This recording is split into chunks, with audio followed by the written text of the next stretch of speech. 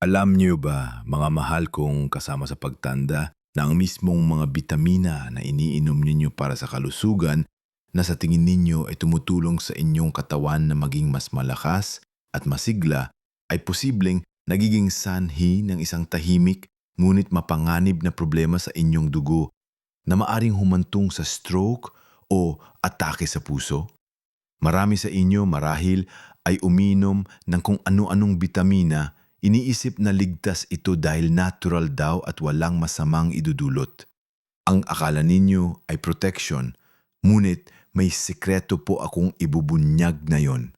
Isang sikreto na bilang isang doktor ng utak, nakikita ko ang masakit na katotohanan nito sa aking mga pasyente, ang tahimik na pagbuo ng delikadong bara sa inyong mga ugat na parang bomba na anumang oras ay pwedeng sumabog kung hindi kayo mag-iingat.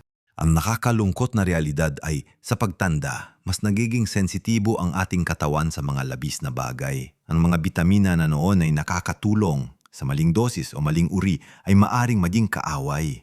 Hindi ito tungkol sa pagtigil sa lahat ng bitamina, kundi sa pagiging matalino at maingat sa inyong iniinom. Sa video na ito, tatalakayin natin ang 5 bitamina na, kapag inabuso o mali ang paggamit, ay maaaring magpataas ng inyong panganib sa pamumuo ng dugo at iba pang seryosong kondisyon sa inyong puso at utak. Ang bawat isa sa kanila ay may kanya-kanyang papel, ngunit ang kapangyarihan nila ay doble talim, maaaring nakapagpapagaling o nakakapinsala. Kaya manatili po kayo hanggang sa huli dahil may ibubunyag akong isang bagay na tiyak na ikagugulat ninyo. Isang mahalagang paalala na magliligtas sa inyo mula sa hindi inaasahang kapahamakan. Simulan natin sa una at marahil pinakakilalang bitamina pagdating sa dugo, ang vitamin K. Karamihan sa atin ay alam na ang vitamin K ay mahalaga sa pamumuo ng dugo. Ito ang napapahinto sa pagdurugo kapag tayo ay nagkasugat. Isang prosesong mahalaga upang hindi tayo maubusan ng dugo. Nakukuha natin ito sa mga berdeng gulay tulad ng kangkong, malunggay, repolyo at iba pa na sagana sa ating hapagkainan.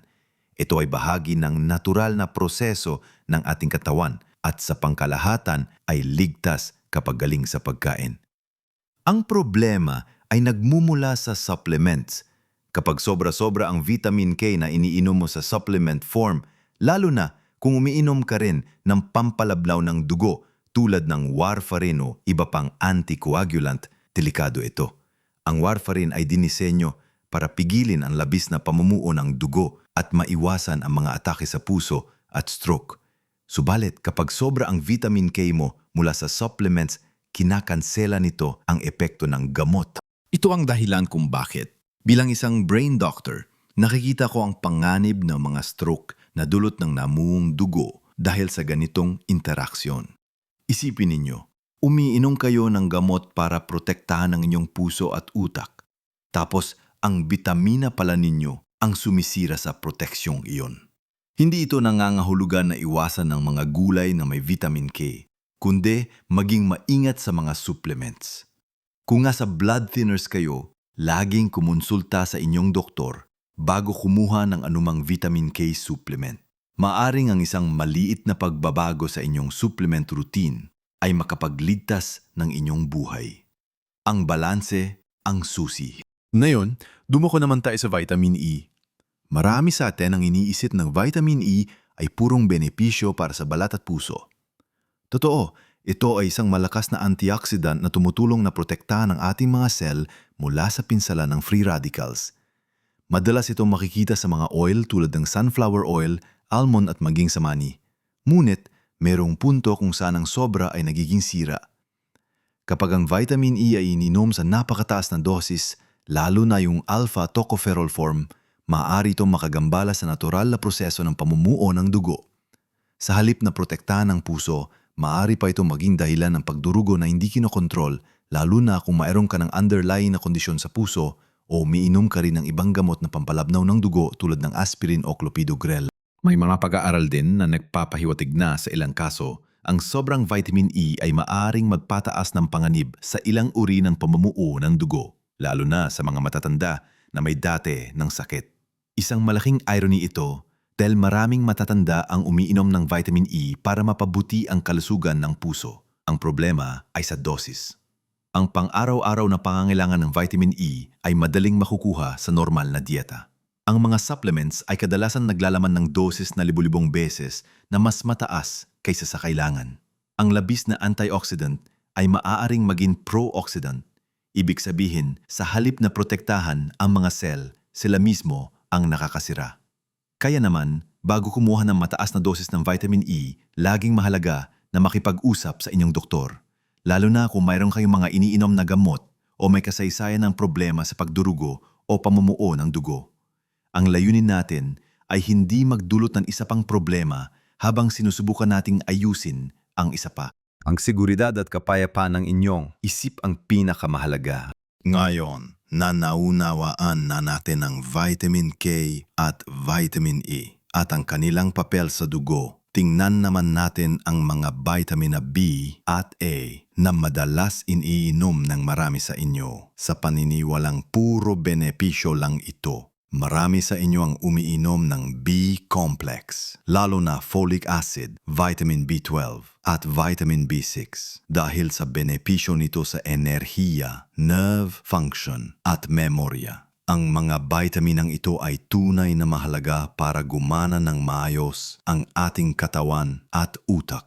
Ang folic acid ay importante sa pagbuo ng red blood cells. Ang B12 ay critical sa nerve, health at energy production. At ang B6 ay sangkot sa maraming metabolic processes. Subalit, ang problema ay nagmumula sa sobrang dami ng synthetic forms na matatagpuan sa supplements o yung mga supplements na may napakataas na dosis na hindi naman kailangan ng inyong katawan.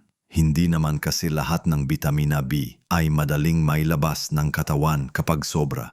Halimbawa, ang sobrang folic acid at B12, lalo na yung mga synthetic forms na hindi natural na matatagpuan sa pagkain, ay maaari maging sanhi ng pagtatago ng hindi nagamit na folic acid sa dugo na nagiging sanhi ng iba pang problema. May mga pag-aaral na nagpapahiwatig ng sobrang synthetic B vitamins ay maaaring magpataas ng panganib ng vascular issues sa ilang individual. Hindi ito direkta sa pamumuo ng dugo tulad ng vitamin K, kundi sa pagiging mas vulnerable na mga ugat. Mayroon kasing koneksyon ang sobrang B vitamin sa pagtaas ng homocysteine levels sa ilang tao na isang risk factor sa sakit sa puso at stroke. Hindi ito nanggangahulugan na itigil ang lahat ng B vitamins, kundi maging mapanuri sa dosis at uri ng B vitamins na inyong iniinom.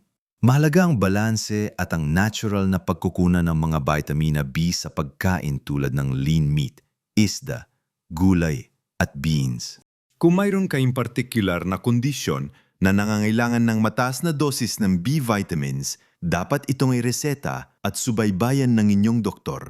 Sunod naman, ang vitamin A. Marami ang umiinom nito para sa paningin at immune system at ito ay tunay na mahalaga. Mahalaga ang vitamin A sa kalusugan ng mata, paglaki ng buto at pagprotekta sa ating immune system. Nakukuha natin ito sa mga pagkain tulad ng kalabasa, carrots, kamote at tatay. Pero ang labis na vitamin A, lalo na yung retinol form na galing sa supplements at hindi beta-carotene na galing sa halaman, ay maaaring maging toxic sa atay.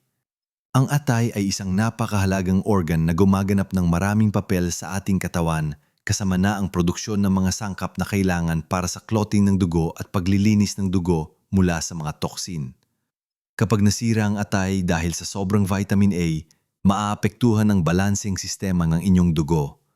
Hindi ito diretso magpapanipis ng dugo o magpapakapal, kundi sisirain ang maselan na balanse na pinoprotektahan kayo mula sa parehong pagdurugo at labis na pamumuo ng dugo. Isipin nyo parang nagkakalat kayo ng gulo sa loob ng sarili ninyong sistema. Ang vitamin A toxicity ay maaring humantong sa pagkapagod, paninilaw ng balat, sakit ng ulo, at sa matinding kaso, liver damage. Kaya tulad ng ibang bitamina, ang moderation ay susi. Mas mainam na kunin ang vitamin A mula sa pagkain hanggat maaari at kung kailangan ng supplement, laging kumonsulta sa doktor para sa tamang dosis. Ang ating layunin ay protektahan ang ating atay na siya namang nagpoprotekta sa atin mula sa mas malalaking problema sa kalusugan, kasama na ang mga issue sa dugo. Ang pag-unawa sa koneksyon ng mga organo sa ating katawan ay mahalaga sa pagtanda ng may kaganapan. Ngayon, para sa panglima, hindi ito isang partikular na bitamina na iniinom ninyo sa tableta, kundi isang critical na paalala at isang mindset na kadalasan nakakalimutan ng marami sa atin, lalo na kapag nagkakaedad na tayo. Ang panglimang bitamina na aking pinakiusapan na itigil ninyo, o kung hindi man ay suriin ninyong mabuti ang inyong paggamit, ay ang mindset na mas marami, mas mabuti pagdating sa mga supplements at ang panganib ng pag-inom ng mga bitamina nang walang gabay ng isang doktor. Marami sa inyo ang umiinom ng mga multivitamin na may napakataas na dosis ng mga bitamina na natalakay na natin o kaya ay umiinom ng maraming iba't ibang supplements ng sabay-sabay sa pag-asang mas malakas ang epekto kung pagsasamahin. Ang panganib dito ay hindi lamang sa individual na bitamina kundi sa kanilang kombinasyon at sa kabuuang dami na pumapasok sa inyong sistema. Isipin ninyo, para itong isang orkestra. Ang bawat instrumento ay may kanya-kanyang ganda, ngunit kapag lahat ay tumutugtog ng sabay-sabay sa iba't ibang lakas at walang direksyon, magiging ingay lang ito, hindi musika. Ganito rin ang ating katawan. Ang bawat bitamina at mineral ay may spesipikong papel at ang balanse ng mga ito ay napakahalaga. Ang labis sa isa ay maaaring makagambala sa iba o mas masahol pa ay maging toksiko. Halimbawa, ang sobrang vitamin C ay maaaring makaapekto sa iron metabolism at ang labis na iron ay isa ring panganib sa puso at atay. Ang mga vitamins na ating natalakay, vitamin K, mataas na dosis ng vitamin E, labis na synthetic B vitamins tulad ng folic acid at B12 at sobra-sobrang vitamin A ay pawang may kakayahang magdulot ng masamang epekto sa inyong sistema, kabilang na ang panganib ng pamumuo ng dugo kapag hindi nasusubaybayan at nalalaman ang kabuuan ng inyong iniinom. Ang totoo mga mahal kong kaibigan, hindi lahat ng kailangan ninyo ay makukuha sa supplements. Ang pinakamahusay na pinagmumulan ng bitamina at mineral ay ang balanse at masustansiyang pagkain. Ang pagkain ng sapat na gulay, prutas, lean protein at whole grains ay magbibigay sa inyo ng halos lahat ng kailangan ninyo nang hindi kayo nag-aalala sa overdose o interaksyon. Kung may kakulangan man sa isang partikular na bitamina, dapat itong matukoy sa pamamagitan ng blood tests at ilerekomenda ng inyong doktor ang tamang supplement at dosis. Ang paggawa ng desisyon tungkol sa inyong kalusugan ay isang responsibilidad na hindi dapat ipaubaya sa mga marketing claims ng supplements o sa payo ng mga hindi eksperto.